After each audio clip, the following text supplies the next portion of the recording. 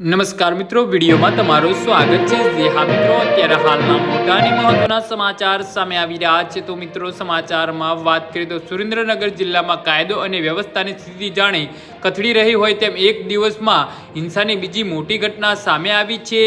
વઢવાણના ફૂલગ્રામમાં થયેલી હત્યાની શાહી હજુ સુકાઈ નહીં। ત્યાં સાયલા તાલુકાના કાશીપરા ગામે ખેતરની વાડ સળગાવવા જેવી નજીવી બાબતે એક જ સમાજના બે પરિવાર વચ્ચે શસ્ત્ર ધીંગાણું સર્જાયું હતું। આ જૂથ અથડામણમાં 5 મહિલાઓ સહિત કુલ 60 લોકોને ગંભીર ઇજાઓ પહોંચતા સમગ્ર પંથકમાં ચકચાર મચી ગઈ છે।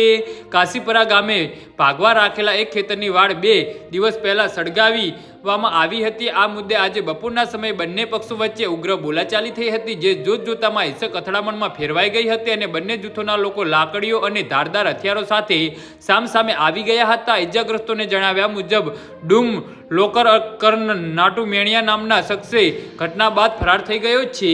જી હા મિત્રો, તો આના વિશે તમારું શું કહેવું છે તો નીચે અમારી કમેન્ટ બોક્સમાં જરૂરથી જણાવજો અને અમારી યુટ્યુબ ચેનલને સબસ્ક્રાઇબ કરવાની ભૂલતા નહીં। ધન્યવાદ।